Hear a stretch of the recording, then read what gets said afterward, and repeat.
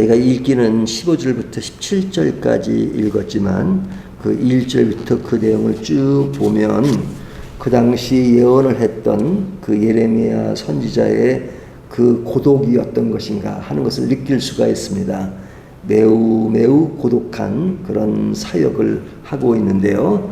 그가 사역을 외롭게 할 수밖에 없는 것은 그 시대적 상황이 어두웠기 때문에 그렇습니다. 굉장히 시대가 어두웠고 그리고 유다의 위기가 왔기 때문에 망하게 일보 직전에 있던 상황이었습니다. 그런 시대에 선지자로서 그 백성들에게 희망을 주고 위로를 주고 그리고 뭔가 될 것 같은 것을 주는 메시지라면 고독이 덜 했겠지만 지금 그가 하는 메시지는 완전히 그 어둠의 시대에 어둠을 더하는 그런 메시지였습니다. 그것이 뭐였냐면 바벨론의 포로가 될 것이다. 너희는 바벨론의 포로가 될 것이고 그러기 때문에 너희는 더 큰 고통을 당하기 전에 바벨론에게 항복을 해야 된다. 그런 메시지를 전하니까 정말로 본인도 힘들고 또 그 메시지를 듣는 백성들도 힘든 그런 상황이었습니다.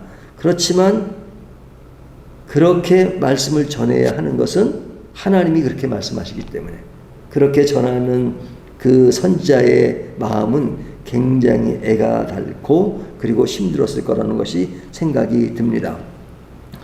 하나님이 그렇게 하라고 하니까 그렇게 하는 그 외로움도 있지만 그런 이야기에 백성들이 동조를 하고 대중들이 그것을 받아들인다면 또 그것은 괜찮죠. 하지만 백성들이 그의 예언을 믿지 않았습니다. 그러니까 그의 말을 믿어주는 사람은 대다수의 사람이 아니고 뭐 소수의 사람은 있었겠죠. 하지만 대체적으로 거의 많은 사람들이 예레미야를 제외하고 생각하는 그런 상황이었으니까 더욱더 고독할 수밖에 없죠. 자기를 알아주는 사람은 소수의 사람들이었고 그리고 시대적인 분위기가 자기를 동조하는 것이 아니라 다른 것에 동조하고 그리고 그의 메시지도 어두웠고 하는 것들이 굉장히 어려웠습니다. 그 당시에 인기를 끄는 사람이 있었다면 예레미야가 아니라 거짓 선지자들이죠. 거짓 선지자들이 아주 많았습니다. 그들이 난무하고 그리고 그들의 말에 사람들이 동조했습니다. 그러니까 그들이 대세를 이루고 예레미야 선지자는 진실임에도 불구하고 진짜임에도 불구하고 소수의 사람들만 알아주는 그런 상황이었기 때문에 그에게 겪는 그가 느끼는 그 고독이라고 하는 것은 굉장히 클 수밖에 없죠. 그래서 그런 아주 좀 위축될 수밖에 없는 그런 상황이었는데 거짓 선지자들이 말할 때에는 사람들이 그를 동조하고 그리고 동조할 수밖에 없는 것은 그들이 백성들이 원하는 말을 하기 때문에 그렇습니다.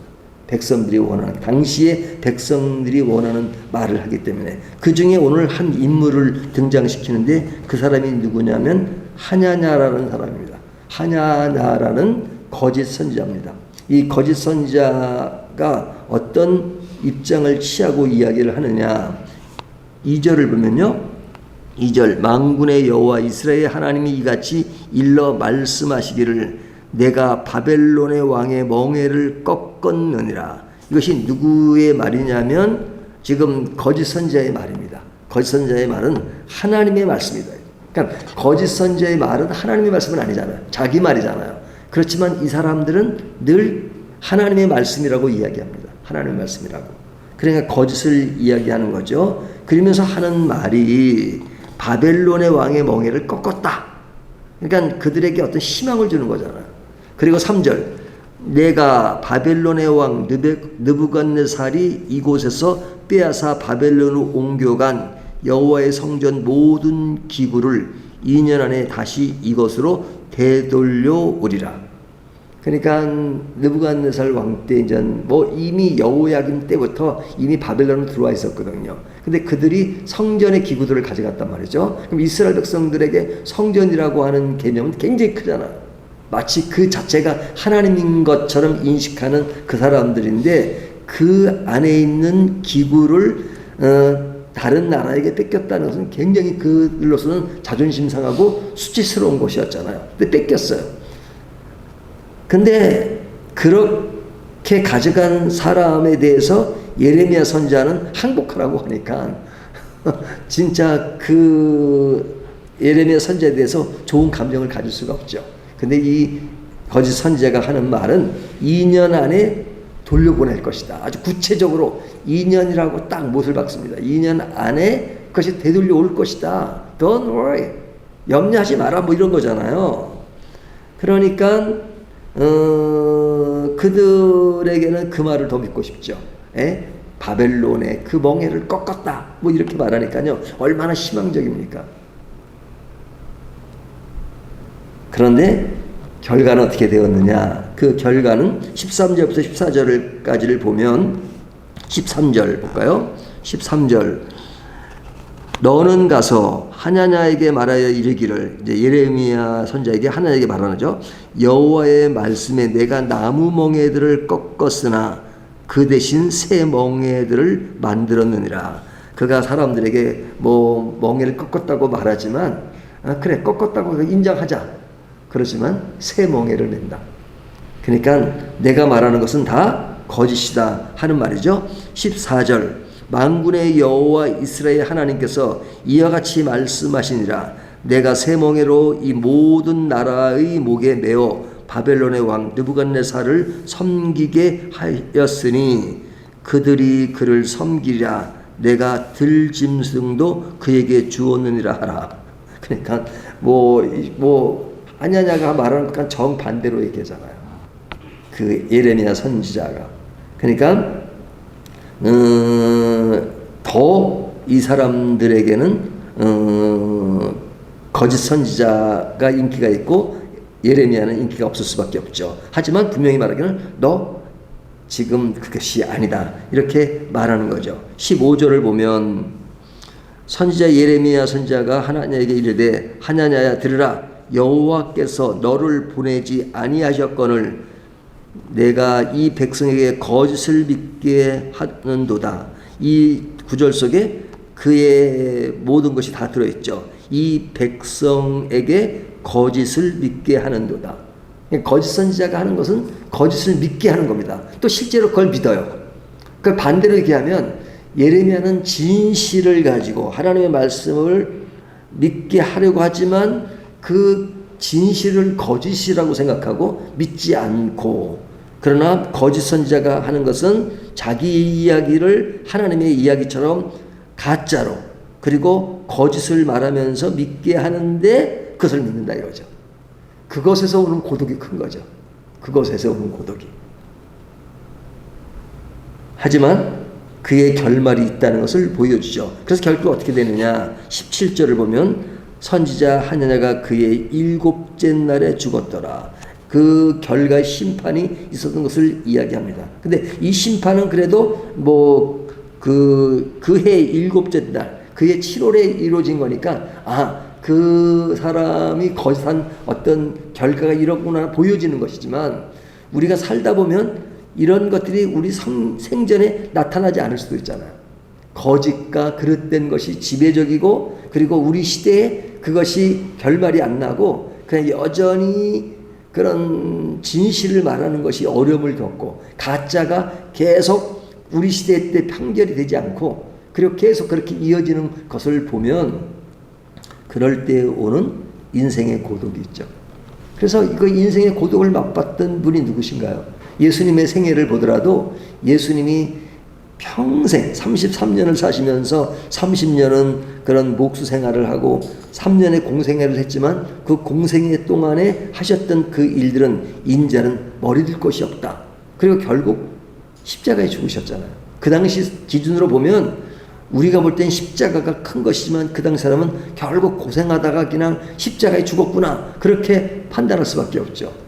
물론 부활과 승천이 있어서 그것을 완전 뒤바꾼 사건이 있긴 하지만, 그러나 사도 바울은 어땠나요? 사도 바울도 엄청나게 고생을 하고, 사도 바울이 막 감옥에 있었다가 풀려나기도 하고 막 그러잖아요.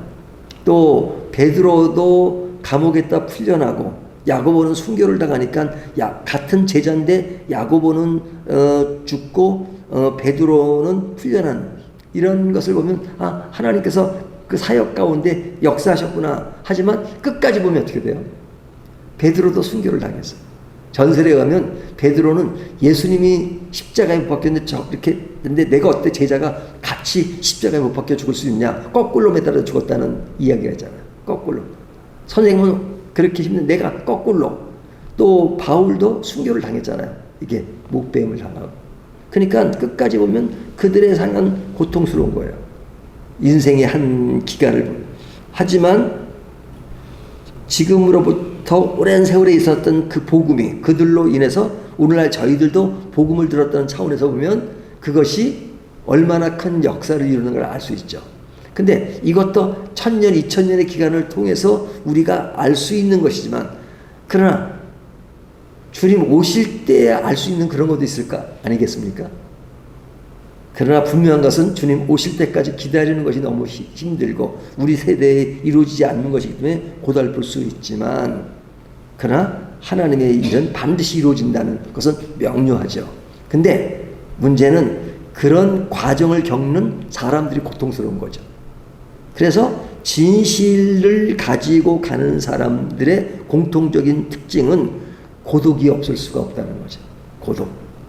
그래서 예레미야의 고독을 이야기하면서 고독이 있기 때문에 그러면 거짓 선지자처럼 그냥 그런 그들에게 그런 위선적인 태도와 그릇된 것을 보여야 되느냐. 고독하더라도 진실은 나가야 되고 진실은 진행돼야 되고 진실은 끝까지 가야 된다 하는 것이 우리들에게 부여하신 하나님의 명령이라고 할 수 있죠. 물론 우리가 하나님 안에서 기쁘고 즐겁고 평안하고 잘되고 그런 경우도 많이 있죠. 하지만 이 세상에 사는 동안에 기본적으로는 이 세상이 하나님의 나라와 체질이 맞지 않기 때문에 사실은 외형적으로 좋은 일이 일어날 수 있다 하더라도 우리 속에 늘 자리 잡고 있는 어떤 신앙의 고독, 인생의 고독은 늘 자리 잡고 있는 것이죠. 그렇지만 그래도 나는 주님의 길을 가겠다라고 하는 것이 우리들이 행해야 될 믿음의 길이 아닌가 싶습니다. 사람의 구미에 맞는 말씀을 전하려고 하지 말고 진솔하게 있는 말씀을 그대로 전하고 인기에 편승하지 말고, 그렇지만 많은 백성들이 알아들을 수 있도록 간편하고 쉽게 하나님의 말씀을 전하면서도 그러나 그 결과에 대해서 늘 연연하지 않고 늘 그 길을 담대히 갈 수 있는 것, 이것이 믿음의 성도가 갈 길이라는 것을 오늘 본문이 교훈하고 있습니다. 오늘 이 말씀을 가지고 우리는 어떤 길을 가고 있는가 하는 것을 다시 한번 생각해보는 저와 여러분이 되시기를 주님의 이름으로 축원합니다.